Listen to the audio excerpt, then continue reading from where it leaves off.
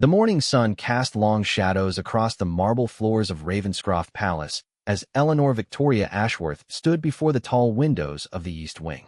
Her fingers traced the cold glass while she watched the royal gardens below, where gardeners moved like ghosts among the rose bushes. The palace had been her home for 12 years, ever since she married Crown Prince Alexander Edmund Blackwood. But today it felt more like a beautiful prison than a sanctuary. Eleanor's reflection stared back at her from the window. A woman of 32 with auburn hair that caught the light like burnished copper, and green eyes that had once sparkled with hope, but now held the weight of unspoken sorrows. She wore a simple cream-colored dress, avoiding the elaborate gowns that protocol demanded. Today was not a day for royal appearances. The sound of footsteps echoed through the corridor, and Eleanor's heart quickened. She knew those steps, measured, confident, yet carrying a heaviness that had grown more pronounced over the past months. Alexander appeared in the doorway, his tall frame filling the space. At 35, he still possessed the commanding presence that had first captured her attention at a diplomatic reception in Vienna, but his dark hair now showed threads of silver, and worry lines had etched themselves around his steel-blue eyes. The council meeting ended early, Alexander said, his voice carrying the exhaustion of a man who had spent the night wrestling with impossible decisions. He moved toward her slowly, as if afraid that sudden movements might shatter the fragile peace of the moment. Eleanor turned from the window, studying his face, and Alexander's silence was answer enough. The kingdom of Valdoria faced its greatest crisis in a century. Economic collapse threatened the nation, neighboring countries pressed at the borders with territorial demands, and Parliament had issued an ultimatum that would change everything. The royal family must make sacrifices to save the crown and the country. Lord Pemberton was quite clear in his presentation. Alexander finally said, moving to stand beside her at the window. The marriage alliance with Princess Isabel of Northmarch is our only viable path forward. Her father's wealth and military support could stabilize our position within 6 months. Eleanor felt her chest tighten, but she had known this moment would come. Royal marriages had always been matters of state rather than heart, and their own union had begun that way. What made it bearable was that, against all odds and political calculations, they had found genuine love within the arranged partnership. When the question escaped her lips like a whisper. The preliminary agreements must be signed before winter. The formal ceremony would take place next spring. Alexander's hands clenched at his sides. Eleanor, if there were any other way. She placed her hand over his, feeling the warmth of his skin and the slight tremor that betrayed his emotions. We both knew this was possible when we took our vows. We promised to serve the crown and the people above all else. The irony was not lost on either of them. Their marriage, which had begun as a diplomatic necessity, had blossomed into something beautiful and rare. They had shared quiet moments in hidden corners of the palace, stolen afternoons in the private gardens, and long conversations by firelight that revealed the depth of their compatibility. Eleanor had been Alexander's closest advisor, the one person who could challenge his decisions without fear of retribution. He had been her anchor in a world of court intrigue and public scrutiny. The children, Eleanor said suddenly, her voice catching. Princess Isabella, now 8, and Prince William, just 6, had become the center of their world. The thought of explaining this to them, of watching their family dissolve for reasons they could not yet understand, brought tears to her eyes. Alexander moved closer, his arm encircling her waist. They will understand someday, and they will always be my children, Eleanor. That bond cannot be severed by politics or new marriages. But Eleanor knew the reality would be more complex.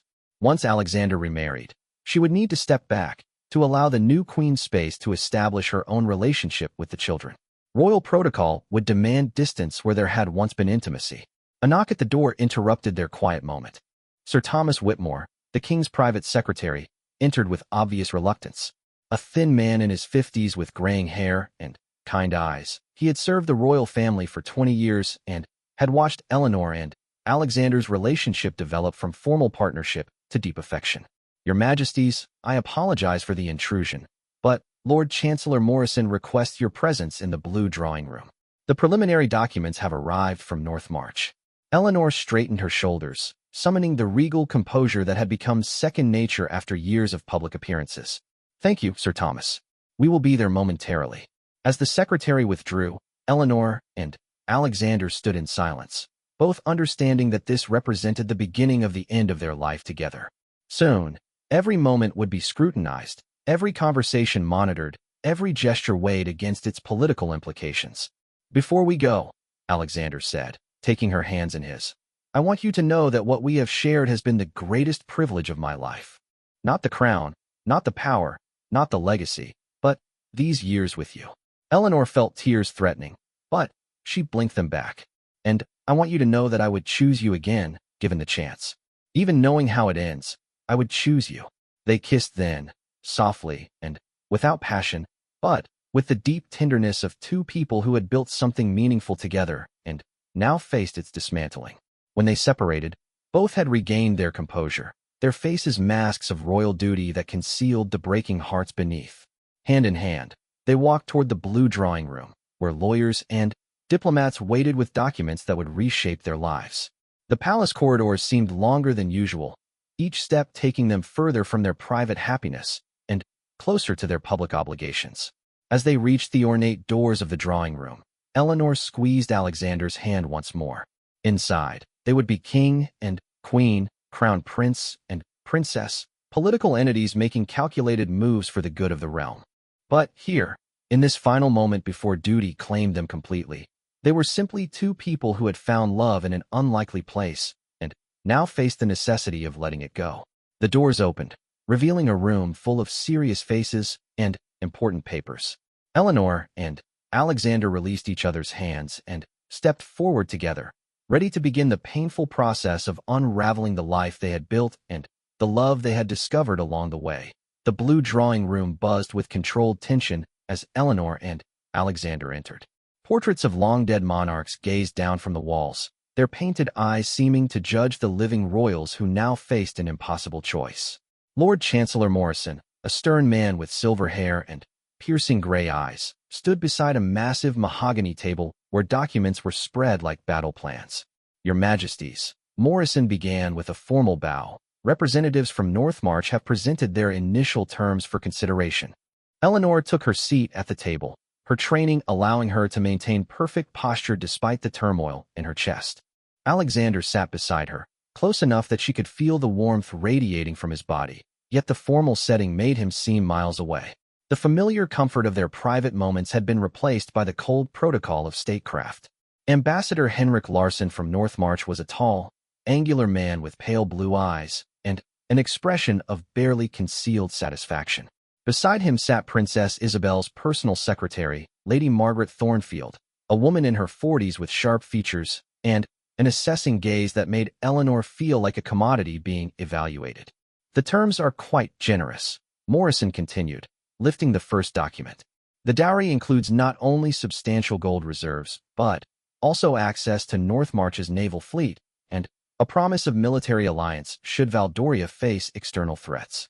Eleanor listened to the negotiations with growing detachment, as if watching strangers discuss someone else's fate. The conversation centered entirely on political and economic benefits, reducing human lives to strategic assets. Princess Isabel was described in terms of her education, her diplomatic training, and her potential for producing heirs. Eleanor was referenced only obliquely, with careful euphemisms about transitional arrangements and maintaining dignity during the process. "What of the timeline?" Alexander asked, his voice steady despite the muscle that twitched in his jaw. Ambassador Larsson leaned forward.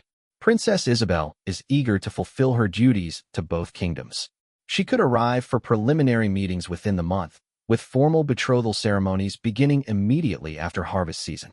The words hit Eleanor like physical blows. Within the month. She had imagined they would have more time, perhaps a year to prepare themselves and their children for the separation. The reality of 4 weeks felt impossibly swift and brutally final. "And the current queen's status during this transition?" Lady Thornfield asked with clinical precision. "Princess Isabel will need to establish her authority without complications." Sir Thomas shifted uncomfortably in his chair. Eleanor noticed how everyone in the room avoided making direct eye contact with her, as if her pain might be contagious or, worse, might weaken their resolve to proceed with the necessary arrangements. "Queen Eleanor will retain her titles and receive a generous settlement," Morrison replied smoothly. "The Westmere estate has been prepared for her residence, along with appropriate staff and allowances befitting her service to the crown. Eleanor knew Westmere, a beautiful property 3 hours from the capital, far enough to ensure she would not accidentally encounter Alexander and his new wife during their daily routines.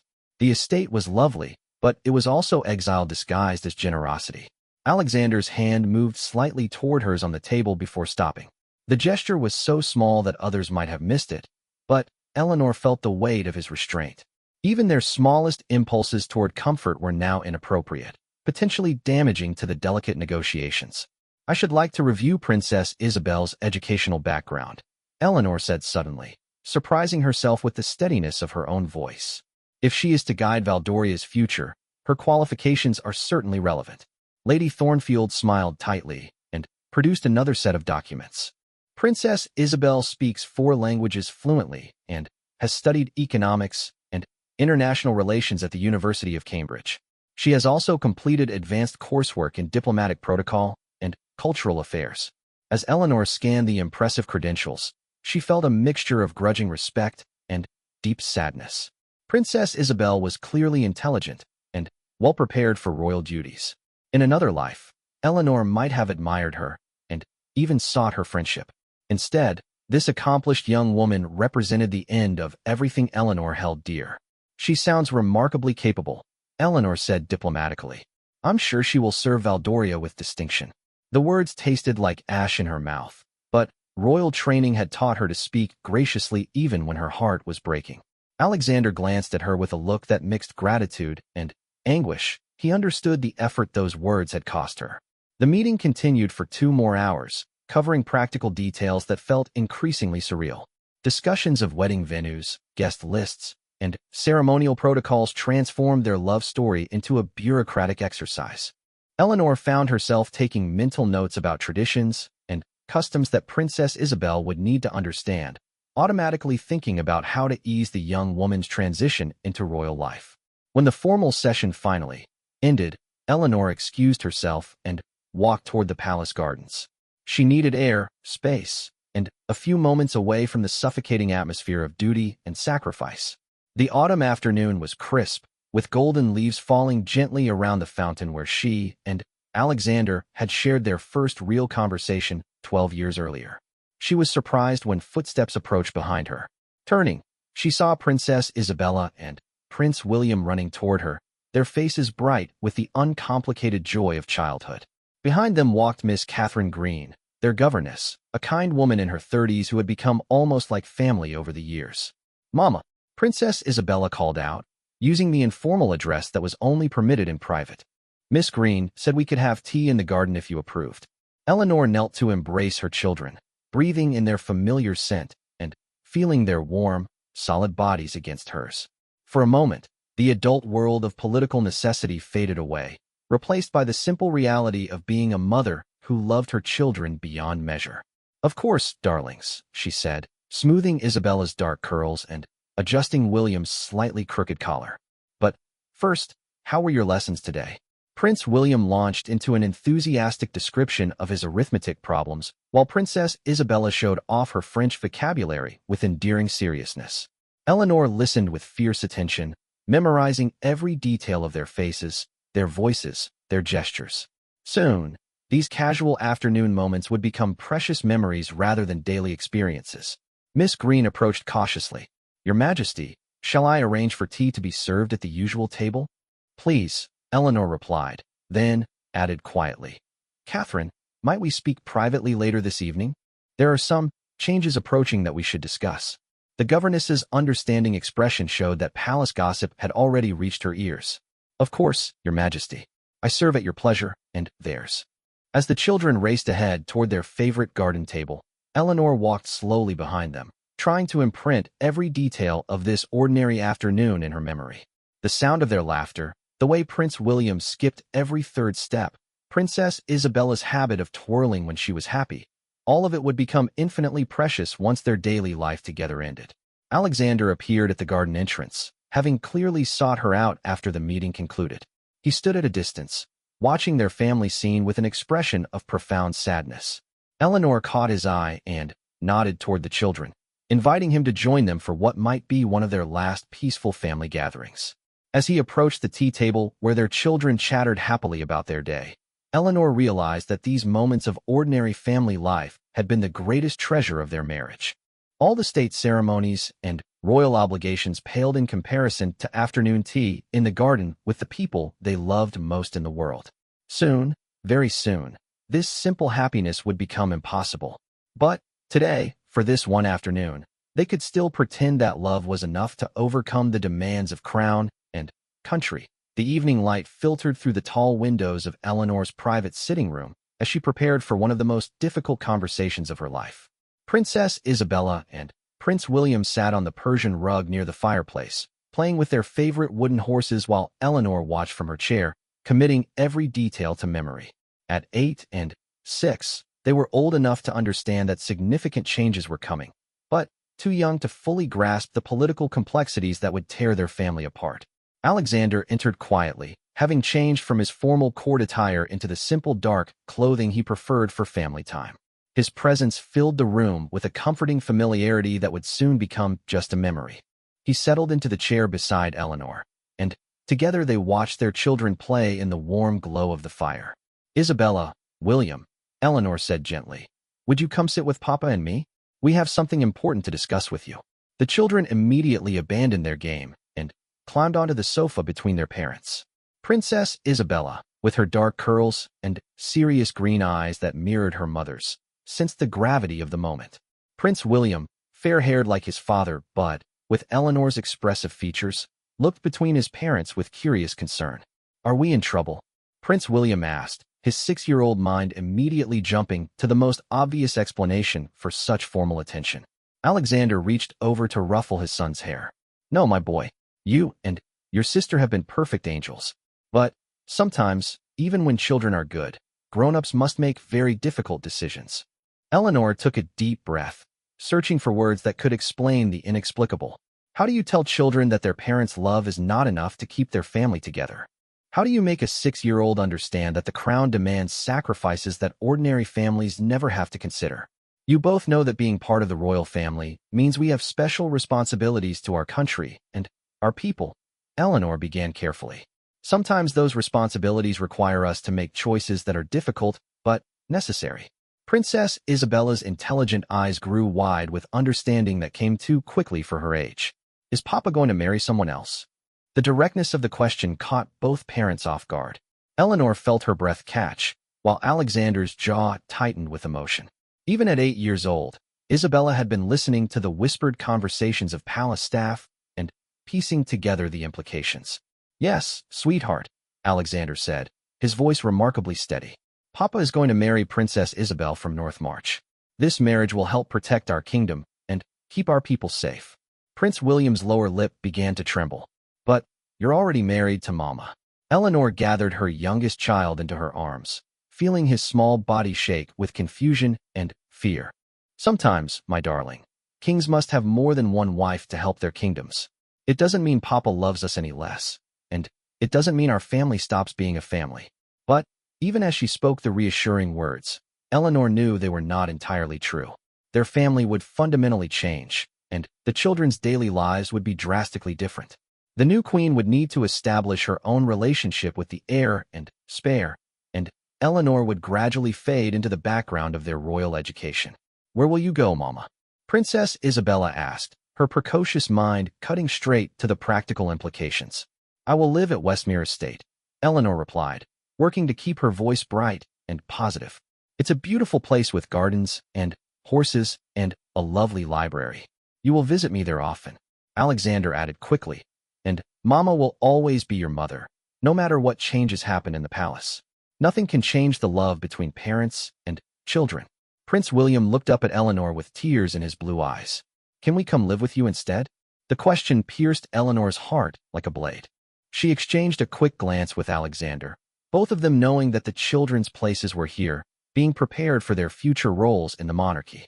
Princess Isabella would someday need to marry strategically for the kingdom, and Prince William might inherit the crown if anything happened to his older sister. "You both have important work to do here," Eleanor explained gently. "Isabella, you're learning to be a future leader, and William, You're learning to support your sister and your kingdom. These are responsibilities that only you can fulfill.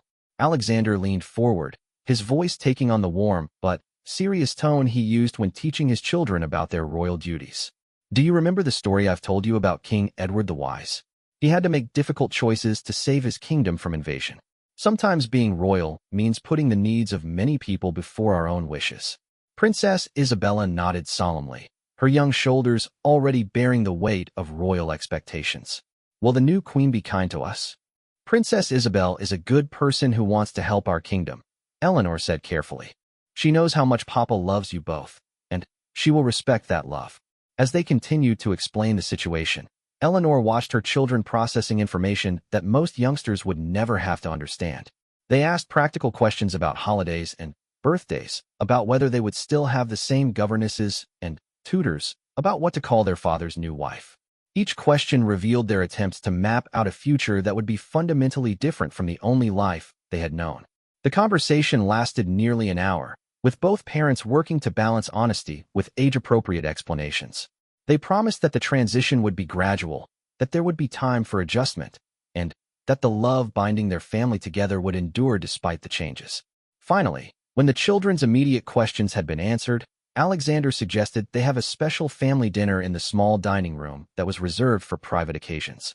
As they walked through the palace corridors together, Eleanor noticed how Princess Isabella stayed close to her side, while Prince William held tightly to Alexander's hand, as if physical proximity could somehow protect them from the approaching changes.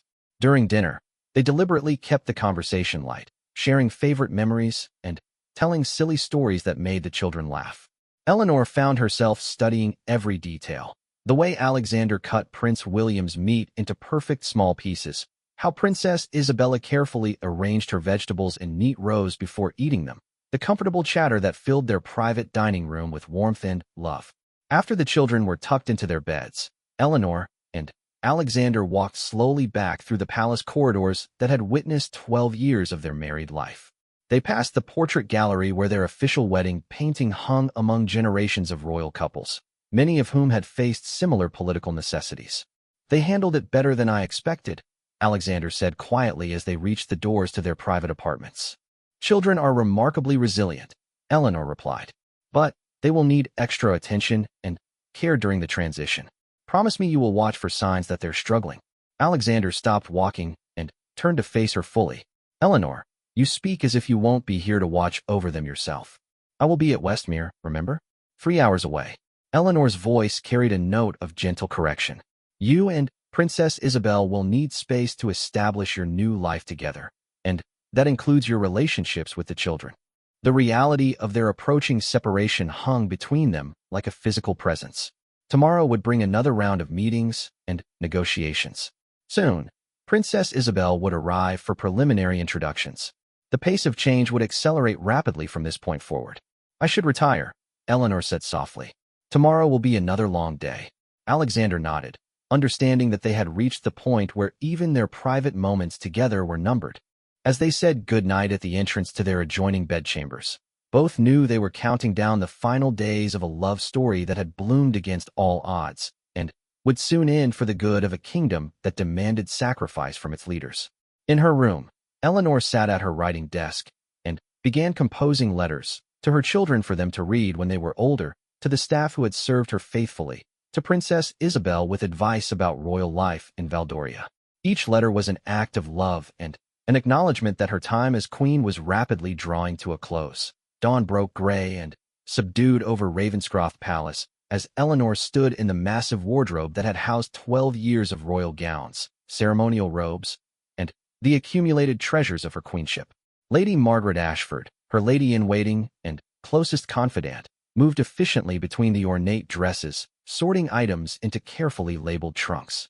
Some pieces would accompany Eleanor to Westmere, others would remain for Princess Isabel, and a few precious items would be saved for Princess Isabella when she came of age. The sapphire coronation gown should certainly remain, Lady Margaret said practically, holding up the elaborate blue dress that Eleanor had worn during her most formal state occasions. Princess Isabel will need it for her own ceremonies. Eleanor nodded, running her fingers over the intricate beadwork that had taken craftsmen 6 months to complete. She remembered the day she first wore it, how the weight of the jeweled bodice had reminded her of the responsibilities she was accepting.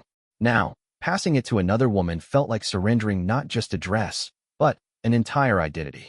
A soft knock interrupted their work. Miss Catherine Green entered with Princess Isabella and Prince William, both dressed in their mourning clothes and looking remarkably composed for children facing such upheaval. "Mama," Princess Isabella said with 8-year-old directness, "we've been talking, and we want to help you pack. We can choose which of our drawings and letters you should take with you." Eleanor felt her heart swell with pride and sadness. Her children were trying to take care of her, to find some way to contribute positively to a situation that was beyond their control. "That would be wonderful, my darlings. Your pictures and notes are among my most precious possessions." Prince William approached one of the jewelry cases where Eleanor's personal collection sparkled in the morning light. "Will you take the butterfly brooch?" he asked, pointing to a delicate golden pin set with small diamonds that caught the light like dewdrops. "That was one of the first gifts Papa gave me after we were married," Eleanor said, lifting the brooch carefully. "Yes, I think I will take it with me." As they worked together, Alexander appeared in the doorway, dressed in his formal military uniform for the day's official duties. His presence seemed to fill the room with both comfort and tension. Comfort because their family was together, tension because they all knew these moments were numbered. "Princess Isabel's ship has been sighted from the harbor watchtowers," he announced quietly. "She will arrive by midday." The simple statement changed the atmosphere in the room completely. Today was no longer theoretical preparation. It was the beginning of the actual transition. Lady Margaret immediately began working faster, understanding that certain arrangements needed to be completed before the princess arrived. The children moved closer to Eleanor, instinctively seeking comfort from the parent who would soon be leaving. "Perhaps," Alexander suggested, "we might have a final breakfast together in the garden pavilion? The weather is fine," and he didn't finish the sentence, but everyone understood. It might be their last meal as a complete family. An hour later, they sat around the small table in Eleanor's favorite garden spot, where climbing roses created a natural canopy, and the morning sun filtered through leaves that had begun their autumn transformation. Cook had prepared all of their favorite foods: warm scones with raspberry jam for the children, strong coffee for the adults, fresh fruit from the palace orchards that Princess Isabella loved to pick herself. The conversation was deliberately light, filled with gentle teasing and shared memories that felt both precious and bittersweet. Prince William told his father about the fort he was building in his playroom, while Princess Isabella shared her latest French vocabulary words with characteristic seriousness. Eleanor listened intently, memorizing the sound of their voices and the particular cadence of their laughter. "After Princess Isabel arrives," Alexander said carefully, "there will be many formal introductions and ceremonies. You children will meet her during the official reception this afternoon." Princess Isabella looked up from her scone. "Should we call her Your Highness or stepmother?" The question revealed the practical concerns that were weighing on her young mind. Eleanor reached over to squeeze her daughter's hand. "For now, Your Highness would be appropriate. As you get to know her better, you can decide together what feels right." Prince William had been unusually quiet during breakfast, but now he looked directly at his father with 6-year-old determination. "Papa, will you still have time to read bedtime stories?" Alexander's composure nearly broke at the innocent question. "Of course, William. Being married to Princess Isabel won't change how much I love spending time with you and your sister. Some things will be different, but my love for you will never change." As they finished their meal, the distant sound of harbor bells reached them across the palace grounds, signaling that the North March royal ship had entered the port. Eleanor felt her stomach tighten with nervous energy. Soon she would meet the young woman who would take over her life, her responsibilities, and her place beside Alexander. "Children," Eleanor said gently, "I think it's time for you to go with Miss Green and prepare for this afternoon's reception. You'll want to look your very best when meeting Princess Isabel." After tearful but brave hugs, the children departed with their governess, leaving Eleanor and Alexander alone in the garden pavilion. The autumn air had grown cooler, and fallen leaves drifted around their feet like golden snow. "Are you ready for this?" Alexander asked, though they both knew that no amount of preparation could make the coming hours easy. "I don't think anyone can be ready for something like this," Eleanor replied honestly. "But I can be gracious, and I can help make the transition as smooth as possible for everyone involved." Alexander reached across the table to take her hand. You have been extraordinary through all of this. Your dignity and strength. I don't think I could have managed with such grace if our positions were reversed. Eleanor looked down at their intertwined fingers, noting the familiar callus on his index finger from years of sword practice, the small scar near his wrist from a childhood accident he had told her about during their early conversations. These physical details would soon become memories rather than daily observations. We should return to the palace, she said softly. You'll need to prepare for Princess Isabel's arrival, and I should review the protocols for formal introductions with Lord Morrison. As they walked back toward the palace, Eleanor took mental photographs of everything. The way the morning light illuminated the stone facades, the sound of fountain water splashing in the courtyard, the familiar weight of Alexander's presence beside her. Soon, very soon, she would be experiencing these spaces as a visitor rather than as their rightful inhabitant. In the main hall, palace staff moved with focused efficiency, preparing for the royal reception. Flower arrangements were being positioned, carpets cleaned and straightened, silver polished to perfection. Everyone knew that first impressions would be crucial, that Princess Isabel needed to see Ravenscroft Palace as a place where she could build a successful reign. As Eleanor climbed the main staircase toward her chambers, she felt the weight of history around her. Generations of royal women had walked these steps, many of them facing similar moments of transition and sacrifice. Some had been queens who died young. Others had been queens who stepped aside for political necessity. Still others had been princesses who never achieved the throne at all. Now Eleanor would join their ranks, not as a woman who had failed, but as someone who had served her kingdom faithfully and was now making the ultimate sacrifice for its continued prosperity. There was honor in such service, even when it required breaking one's own heart for the greater good. In just a few hours, Princess Isabel would arrive, and the final chapter of Eleanor and Alexander's love story would truly begin. The great hall of Ravenscroft Palace had been transformed into a scene of magnificent ceremony. Banners bearing both the Valdorian royal crest and the Northmarch coat of arms hung from the vaulted ceilings, while hundreds of candles cast a warm glow over the assembled nobility. Eleanor stood beside Alexander on the raised dais, wearing an elegant gown of deep emerald silk that had been specifically chosen to complement, but not compete with whatever Princess Isabel might wear for her grand entrance. The massive oak doors at the far end of the hall opened with ceremonial precision, and Eleanor felt her breath catch as Princess Isabel of Northmarch entered. At 23, she was strikingly beautiful, with platinum blonde hair arranged in an intricate style and clear blue eyes that surveyed the assembly with intelligent confidence. Her gown was a masterpiece of ivory silk and pearls, clearly designed to signal both her elegance and her readiness to assume royal duties. As Princess Isabel approached the dais with measured steps, Eleanor observed everything about the young woman who would replace her. She moved with natural grace and evident breeding, acknowledged the assembled nobles with appropriate nods, and kept her expression pleasantly composed despite what must have been considerable nervousness. Most importantly, when her eyes met Alexander's, they conveyed respect and determination rather than any romantic attachment. This was clearly a young woman who understood the political nature of their arrangement. Your Majesty, Princess Isabel said with a perfect curtsy as she reached the dais, I am honored to be welcomed to Valdoria and deeply grateful for this opportunity to serve your kingdom. Alexander stepped forward to offer his formal greeting, but Eleanor was struck by how the exchange felt more like a business meeting than a romantic encounter. Both Alexander and Princess Isabel maintained careful emotional distance, each understanding that their partnership would be built on mutual respect and shared responsibility rather than passion. Princess Isabel, Eleanor said warmly, stepping forward to offer her own greeting. Welcome to Ravenscroft Palace. I hope your journey was comfortable, and I look forward to helping you become acquainted with Valdorian customs and traditions. The young princess's eyes widened slightly with surprise and gratitude. Clearly, she had been uncertain about how the current queen would receive her. Your Majesty, I would be deeply grateful for your guidance. I understand that you have served Valdoria with great distinction, and I hope to learn from your example. The formal reception continued for 2 hours, with Princess Isabel being introduced to dozens of nobles, ministers, and court officials. Eleanor watched with growing respect as the young woman remembered names, asked thoughtful questions about Valdorian policies, and demonstrated the kind of quick intelligence that would serve her well as queen. Whatever Eleanor's personal feelings about the situation, she could not fault the choice of her replacement.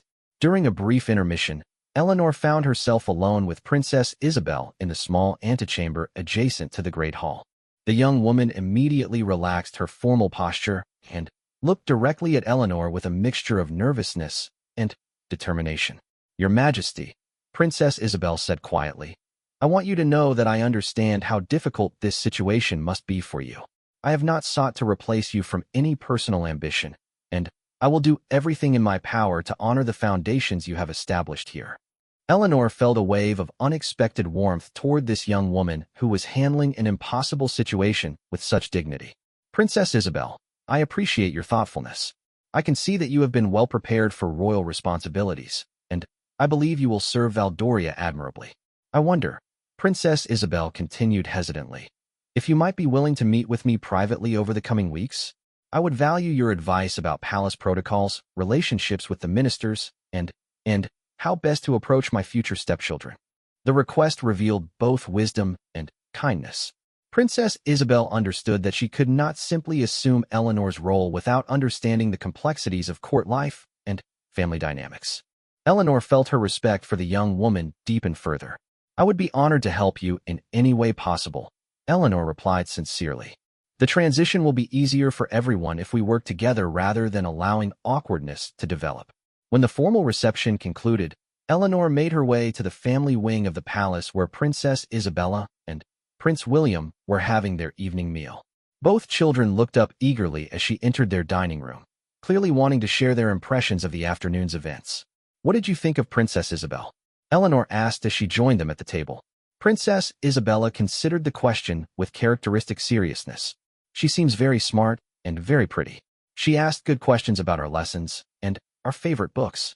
Prince William nodded enthusiastically. "She said she likes horses, and she promised to watch me ride tomorrow if Papa says it's all right." Eleanor felt relief that the children's first impressions had been positive. Princess Isabel had clearly made an effort to connect with them appropriately, showing interest without trying to force immediate intimacy. Later that evening, Eleanor stood in her sitting room, reviewing the letters and documents that would need to be transferred to Princess Isabel over the coming weeks. The transition was proceeding more smoothly than she had dared to hope, but that somehow made the reality of leaving even more poignant. Alexander appeared in the doorway, looking exhausted from the day's ceremonies, but also carrying an expression of something that might have been relief. "How do you think it went?" Eleanor asked. "Better than I expected," Alexander admitted. "Princess Isabel seems intelligent and genuinely committed to serving Valdoria well. I think we can build a successful partnership, even if it will never be what we've shared." Eleanor nodded, understanding exactly what he meant. What she and Alexander had discovered together, the unexpected joy of finding love within duty, was rare and precious.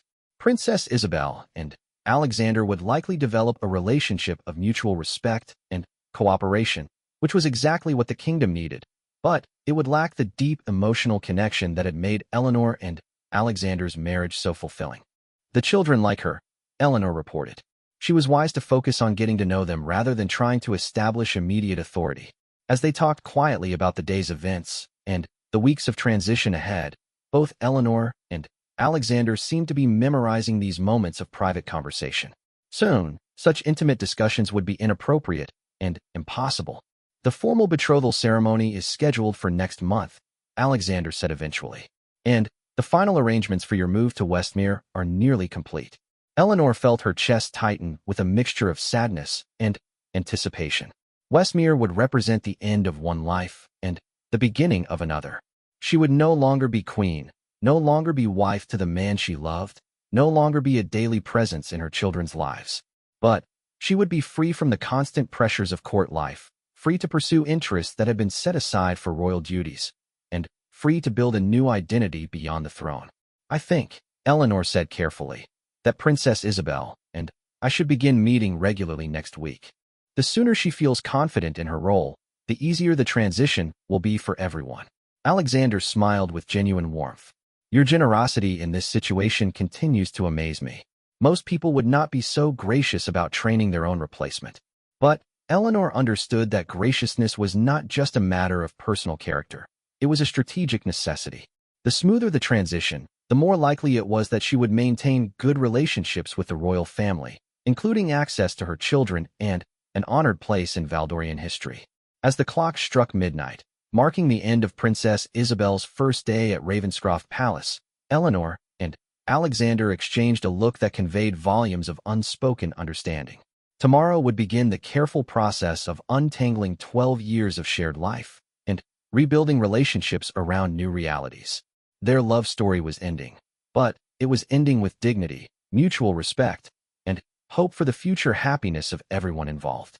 Sometimes, Eleanor reflected, that was the best possible conclusion for a romance that had bloomed in the complex world of royal duty, not with dramatic passion, but with mature wisdom and enduring care for the greater good.